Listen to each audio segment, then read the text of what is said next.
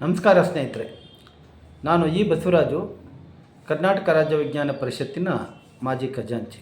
ಈ ಹಿಂದೆ ವಿಜ್ಞಾನ ಪರಿಷತ್ನಲ್ಲಿ ನಡೆದಂಥ ಕೆಲವು ಅಹಿತಕರ ಘಟನೆಗಳ ಬಗ್ಗೆ ತಮ್ಮೊಂದಿಗೆ ನಾನು ಹಂಚ್ಕೊಂಡಿದ್ದೆ. ಇವತ್ತು ಮತ್ತಷ್ಟು ವಿಚಾರಗಳನ್ನ ತಮ್ಮ ಜೊತೆ ಹಂಚ್ಕೊಳ್ತೀನಿ. ಈ ಬಗ್ಗೆ ತಾವು ತಮ್ಮದೇ ಆದ ಆಲೋಚನೆಯಲ್ಲಿ ಇದನ್ನು ವಿಶ್ಲೇಷಣೆ ಮಾಡಬೇಕು ಅಂತ ನಾನು ಮನವಿ ಮಾಡ್ತೀನಿ. 2022 ಡಿಸೆಂಬರ್ 1ನೇ ತಾರೀಕು ಬೆಳಿಗ್ಗೆ ಆಗಿನ ಗೌರವ ಕಾರ್ಯದರ್ಶಿ ಸಿ ಕೃಷ್ಣೇಗೌಡ ಅವರು ನನಗೆ ಕರೆ ಮಾಡಿದರು. ನಾನು ಕೃಷ್ಣೇಗೌಡರು PUC ಕ್ಲಾಸ್ಮೇಟ್ಸು, ಹಾಗಾಗಿ ಇನ್ಫಾರ್ಮಲಾಗಿ ಮಾತಾಡ್ಕೊಳ್ತೀವಿ.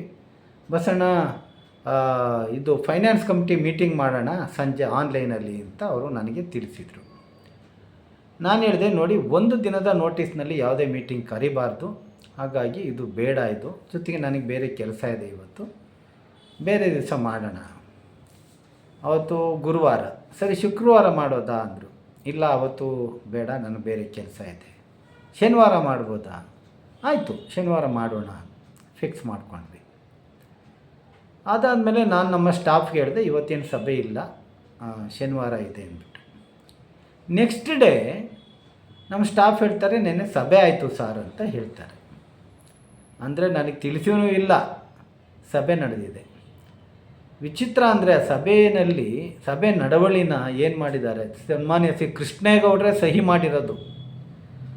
ಸಭೆಗೆ ಈ ಬಸವರಾಜು ಖಜಾಂಚಿ ಬರಲಿಲ್ಲ, ಅದನ್ನು ಸಭೆ ಖಂಡಿಸಿತು ಅಂತ ಆ ಮಿನಿಟ್ಸ್ ಮಾಡ್ಕೊಂಡಿದ್ದಾರೆ. ಇದು ಒಂದು ಕಡೆ.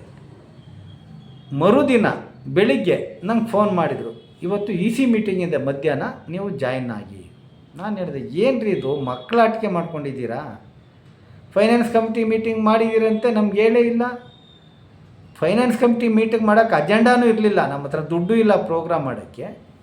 ಅಥವಾ ಆಡಿಟಿಗೆ ಸಂಬಂಧಪಟ್ಟಂತೆ ನಾವು ಕೆಲಸ ಮಾಡ್ತಾಯಿದ್ವಿ, ಆಡಿಟ್ ಮಾಡಿಸೋದಕ್ಕೆ ಅಕೌಂಟ್ ಸೆಕ್ಷನರು ನಾವು, ಏನೂ ಇರಲಿಲ್ಲ ಅಜೆಂಡಾ. ಸರಿ, ಈಗ EC ಮೀಟಿಂಗು ಆನ್ಲೈನ್. ಆಮೇಲೆ ನಾನು ಬರೋಲ್ಲ, ನೀವು ಮಾಡ್ಕೊಳ್ಳಿ, ನಾನಂತೂ ಬರೋಲ್ಲ. ಆಮೇಲೆ ಉಪಾಧ್ಯಕ್ಷರಾದ ದೊಡ್ಡಬಸಪ್ಪ ಫೋನ್ ಮಾಡಿದರು, ಬನ್ನಿ. ನಾನು ಹೇಳಿದೆ, ಇಲ್ಲ, ನಮ್ಮ ಮನೇಲಿ ಸ್ವಲ್ಪ ಹುಷಾರಿಲ್ಲ, ಹಾಸ್ಪಿಟ್ಲ್ ಕಡೆ ಇದ್ದೀನಿ, ನಾನು ಬರೋದಿಲ್ಲ. ಮತ್ತು ಸಂಜೆ ಮಾಡ್ತೀವಿ ಬನ್ನಿ ಅಂದರು. ಇಲ್ಲ, ಏನಕ್ಕೆ ಈ ಥರ ಎಲ್ಲ ನೀವು ಮಾಡ್ಕೊಳ್ತಾ ಇದ್ದೀರ? ಒಂದು ಸಂಘಟನೆ, ಒಂದು ಶಿಸ್ತಿರಬೇಕು ಅಂತ ತರಾತೋರಿನೂ ಇಲ್ಲ, ಏನಕ್ಕೆ ಮೀಟಿಂಗ್ ಮಾಡ್ತೀರಾ? ಆಮೇಲೆ ಏನು ಮಾಡಿದರು ಅಂದರೆ, ಒಂದು ವಾರ ಆದಮೇಲೆ ಆನ್ಲೈನ್ ಮೀಟಿಂಗ್ ಫಿಕ್ಸ್ ಮಾಡಿದರು. ಅಷ್ಟೊತ್ತಿಗೆ ಏನು ಮಾಡಿದ್ದಾರೆ ಅಂದರೆ, ಒಂದು 14 ಜನರ ಹತ್ರ ಬಸವರಾಜು ಅವ್ರಿಗೆ ನಾವು ಖಜಾಂಚಿಯಾಗಿ ಕೊಟ್ಟಿದ್ದ ಬೆಂಬಲವನ್ನು ವಾಪಸ್ ತೊಗೊಂಡಿದ್ದೀವಿ ಅಂತ ಹಾಕ್ಸ್ಬಿಟ್ಟು ಇಲ್ಲ, ಹಾಕೋಕ್ಕೆ ಮುಂಚೆನೇ ಒಂದು 10ನೇ ತಾರೀಕೇನೋ ಸಭೆ ಕರೆದ್ರು, ಅಲ್ಲಿ ಏನೇನೋ ಡಿಸ್ಕಸ್ ಮಾಡಿದರು, ಅದಾಯಿತು. ಆಮೇಲೆ ಕರೆಕ್ಟಾಗಿ 14ನೇ ತಾರೀಕು ಹೊತ್ತಿಗೆ ಕೆಲವರು ಒಂದು 14 ಜನರ ಕೈಲಿ ಬಸವರಾಜಿಗೆ ನೀಡಿದ್ದ ಬೆಂಬಲವನ್ನು ವಾಪಸ್ ತೊಗೊಂಡಿದ್ದೀವಿ ಅಂತ ಪತ್ರ ಹಾಕಿಸಿದ್ರು ವಾಟ್ಸಪ್ಪಲ್ಲಿ, ಗ್ರೂಪಲ್ಲಿ. ಆಮೇಲೆ 18ನೇ ತಾರೀಕು ಒಂದು ಆನ್ಲೈನ್ ಮೀಟಿಂಗ್ ಕರೆದುಬಿಟ್ರು.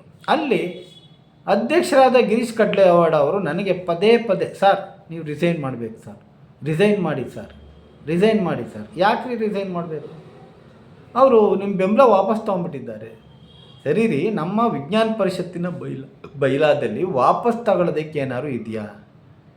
ನೀವು ಖಜಾಂಚಿ ಇಲ್ದೇ ಮೀಟಿಂಗ್ ಮಾಡ್ಕೊಳ್ತೀರಾ, ಖಜಾಂಚಿ ಬರಲಿಲ್ಲ ಅಂತ ಖಂಡಿಸ್ತೀವಿ ಅಂತ ಹಾಕ್ತೀರಾ ಮಾಹಿತಿ ಕೊಡ್ದೇನೆ.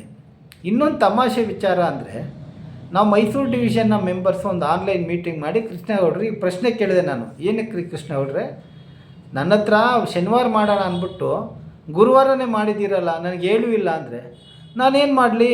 ಅಧ್ಯಕ್ಷರು ಹೇಳಿದರು, ಮಾಡಿದೆ.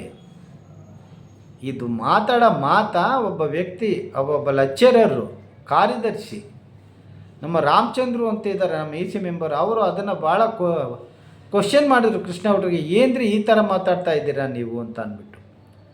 ಆಮೇಲೆ 18ನೇ ತಾರೀಕು ಆನ್ಲೈನ್ ಮೀಟಿಂಗ್ನಲ್ಲಿ ಪದೇ ಪದೇ ನೀವು ರಿಸೈನ್ ಮಾಡಬೇಕು, ನಿಮ್ಮ ಬೆಂಬಲ ಇಲ್ಲ, KRP ಬೈಲಲ್ಲಿ ವಾಪಸ್ ತಗೊಳ್ಳೋಕ್ಕೂ ಇಲ್ಲ, ನಾವೇನು ಹಣಕಾಸಿನ ಫ್ರಾಡು ಮಾಡಿಲ್ಲ, ವ್ಯವಸ್ಥೆಯನ್ನು ಚೆನ್ನಾಗಿ ಇಟ್ಕೊಂಡು ಹೋಗ್ತಾ ಇದ್ದೀನಿ, ನಾನು ಯಾಕೆ ರಿಸೈನ್ ಮಾಡಬೇಕ್ರಿ ಅಂದೆ. ಅಲ್ಲಿಗೆ ಸಭೆ ಕ್ಲೋಸ್ ಆಯಿತು. ಮಿನಿಟ್ಸ್ ಬರ್ಕೊಂಡ್ರು, ಬಸವರಾಜ್ ಅವರ ರಾಜೀನಾಮೆ ನೀಡಬೇಕು ಅಂದ್ಬಿಟ್ಟು ಸಭೆ ಭಾಳ ಒತ್ತಾಯ ಮಾಡ್ತು ಅಂತ. ಅದಾದ ಮೇಲೆ 25ನೇ ತಾರೀಕು ಡಿಸೆಂಬರ್ 2022 ಡಿಸೆಂಬರ್ 25ಕ್ಕೆ ಒಂದು ಸಭೆ ಕರೀತಾರೆ.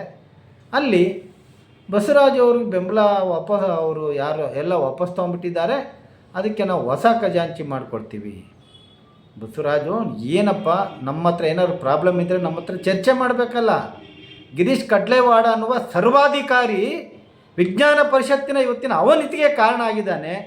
ಮತ್ತು ಆತ ಎಲ್ಲಿ ಹೇಳಿದರೆ ಅಲ್ಲಿ ಸೈನ್ ಹಾಕೋಕ್ಕೆ ಕೃಷ್ಣಗೌಡ ಅನ್ನೋ ಒಬ್ಬ ಕಾರ್ಯದರ್ಶಿ ಮೊನ್ನೆ ಪ್ರೆಸ್ ಮೀಟ್ ಮಾಡ್ಕೊಂಡಿದ್ದಾರೆ. ಏನಂತ, ಕಾರ ವಿಭಾಗ ಚುನಾವಣೆ ಮಾಡಿ ಕೃಷ್ಣಗೌಡನು ಬಂದಿದ್ದಾನೆ. ಅಲ್ಲಪ್ಪ, ಇಷ್ಟೊಂದು ಇನ್ಎಫಿಷಿಯೆಂಟಾಗಿ ನೀನು ಕೆಲಸ ಮಾಡಿ ಅಧ್ಯಕ್ಷ ಹೇಳಿದ ಕಡೆ ಎಲ್ಲ ಸೈನ್ ಹಾಕುವಂಥ ನೀನು ಇನ್ಎಫಿಷಿಯೆಂಟ್ ವ್ಯಕ್ತಿ ಮತ್ತೆ ನೀನು ಬಂದು ಚುನಾವಣೆಯಲ್ಲಿ ಗೆದ್ದು ಈ ಸಂಸ್ಥೆಗೆ ಏನು ಮಾಡಬೇಕು ಅಂತ ಇದೆಯಾ, ಕೊನೆ ಮೊಳೆ ಹೊಡಿಬೇಕು ಅಂತ ಇದೆಯಾ? ಇಂಥ ಜನರು 25ನೇ ತಾರೀಕು ಡಿಸೆಂಬರು ಸಭೆ ಕರೆದ್ರು, ನಮ್ಮನ್ನು ಹೇಳಲಿಲ್ಲ ಕೇಳಲಿಲ್ಲ, ನಿಮ್ಮ ಹತ್ರ ಏನು ಮಾತಾಡೋಂಗೆ ಇಲ್ಲ. ಯಾಕೆ? ಮೆಜಾರಿಟಿ ಇದೆ, 14 ಜನ ಅವ್ರ ಜೊತೆ ಒಬ್ಬ ಖಜಾಂಚಿ ಮಾಡಿಕೊಂಡ್ರು. ಇದೆಲ್ಲದರ ಪರಿಣಾಮವಾಗಿ ಈ ಪ್ರಜಾಪ್ರಭುತ್ವ ವಿರೋಧಿ ಸರ್ವಾಧಿಕಾರಿ ಧೋರಣೆಯಿಂದಾಗಿ ಇವತ್ತು ವಿಜ್ಞಾನ ಪರಿಷತ್ತು ಈ ಸ್ಥಿತಿ ಬಂದಿದೆ. ಈಗ ಚುನಾವಣೆ ನಡೆಸಿ, ಯಾಕೆಂದರೆ ಒಂದು 2,000 ಹಿಂಬಾಗಿಲಿನಿಂದ ಮೆಂಬರ್ಶಿಪ್ ಮಾಡ್ಕೊಂಡ್ಬಿಟ್ಟಿದ್ದಾರೆ. ಇಡೀ ರಾಜ್ಯನ ನಮ್ಮ ಕೈ ತೊಗೊಂಡ್ಬಿಡ್ಬೋದು ವಿಜ್ಞಾನ ಪರಿಷತ್ನ ಅಂತ ಚುನಾವಣೆ ಮಂತ್ರ ಘೋಷಣೆ ಮಾಡ್ತಿದ್ದಾರೆ, ಮಂತ್ರ ಹೇಳ್ತಾ ಇದ್ದಾರೆ. ಈ ಬಗ್ಗೆ ದಯಮಾಡಿ ತಾವೆಲ್ಲ ಆಲೋಚನೆ ಮಾಡಬೇಕು, ಯಾರನ್ನು ಎಲ್ಲಿಡಬೇಕು, ಏನು ಮಾಡಬೇಕು ಅನ್ನೋ ಬಗ್ಗೆ ತಾವು ನಿರ್ಧಾರ ಮಾಡಿ. ನಮಸ್ಕಾರ.